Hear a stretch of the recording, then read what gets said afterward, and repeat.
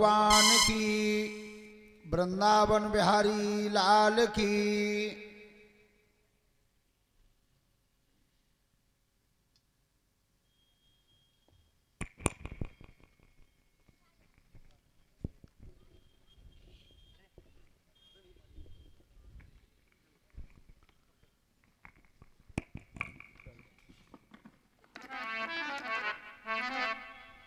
गुरुर्ब्रह्मा गुरुर्विष्णु गुरुर्देव महेश्वरः, गुरुर्साक्षात् परं ब्रह्म तस्मै श्री गुरुवे नमः। ध्यान मूलं गुरुमूर्ति, पूजा मूलं गुरुपदम, मंत्र मूलं गुरुर्वाक्यम, मोक्ष मूलं गुरु कृपा। अखंड मंडलाकारं व्याप्तमेन चराचरं तत्पदं दृष्टितमेन तस्मै श्री महाराज सिंह गुरुवे नमः। सच्चिदानंद रूपाय विश्वोत्पत्त्यादि हेतवे तापत्रय विनाशाय श्री कृष्णाय वयं नमः। मंगलम भगवान विष्णु, मंगलम गरुड़ध्वजः, मंगलम भगवान विष्णु।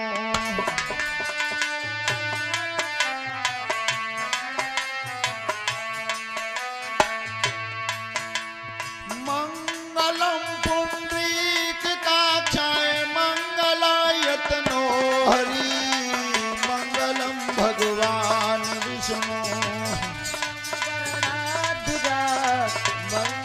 भगवान विष्णु।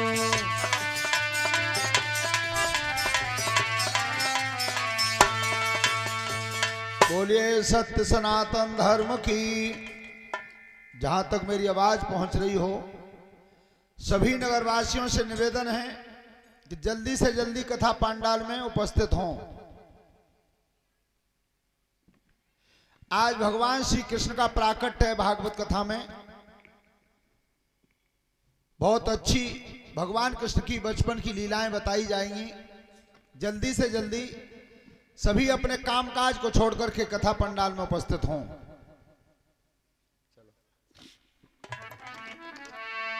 तो कथा शुरू अब होती है और आओ वीर हनुमान।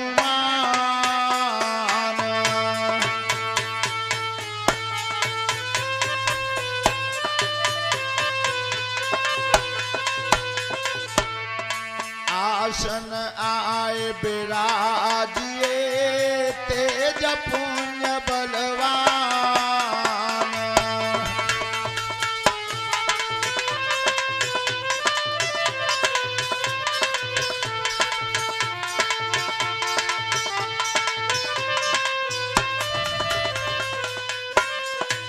बोलिए सत्य सनातन धर्म की। आज गंगा मैया के किनारे शुक्रताल पर परमहंस ज्ञानी श्री सुखदेव जी महाराज राजा परीक्षित को कथा सुना रहे हैं। अभिमन्यु नंदन काम क्रोध मद हिंसा का दमन करते हुए, सांसारिक मोह माया को छोड़ते हुए भगवान की कथा की तरफ ध्यान रखना, मृत्यु के भय को मन से निकाल देना।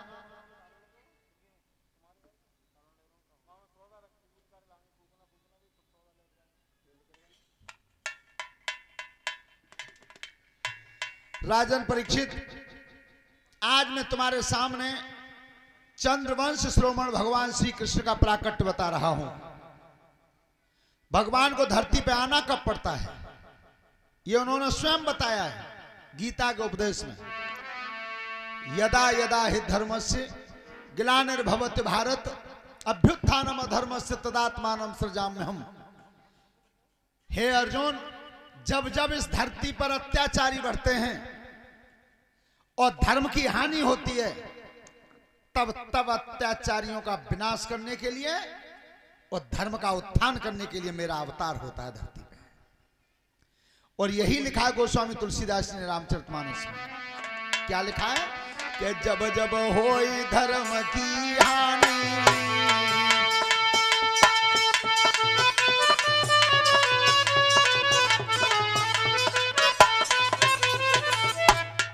जब जब जब होई धर्म की हानि, बाढ़े असुर अधम अभिमानी।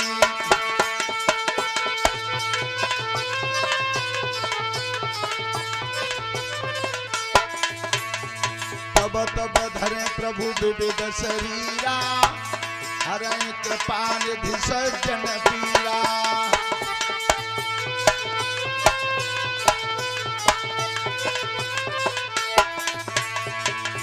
जब जब अत्याचारी बढ़ते हैं तब तब भगवान को आना पड़ता है। राजन परीक्षित इसी चंद्रवंश में आगे चल करके मथुरा के एक राजा हुए थे उग्रसेन। उग्रसेन महाराज की रानी का नाम था पवन रेखा।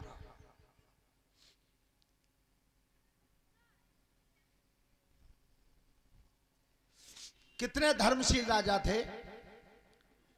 उग्रसेन महाराज बहुत बड़े धर्मात्मा राजा थे, लेकिन बेटा हुआ तो कंस जैसा। ऐसा होता क्यों है?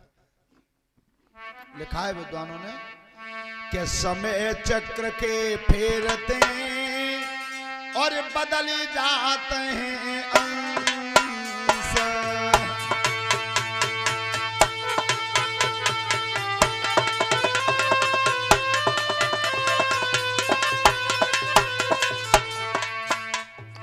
हरे ना कुछ प्रहलाद भय उग्रसेन के कंस।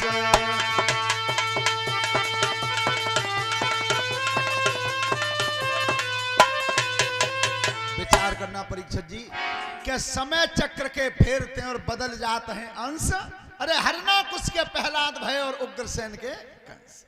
हिरण्यकश्यप कितना दुराचारी था, बेटा हुआ तो प्रहलाद जैसा। और राजा उग्रसेन कितने धर्मात्मा थे, बेटा हुआ तो कंस जैसा। ऐसा हुआ क्यों था?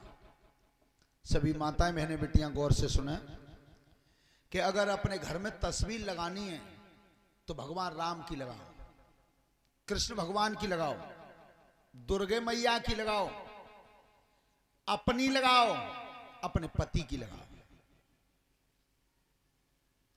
पर देखो बाजे बाजे की पूरी दीवार पे कमरा में घोड़े ही छप रहे हैं। कहो कि दीवार पे दो बिल्ली लड़ रही हैं, दो लगाते।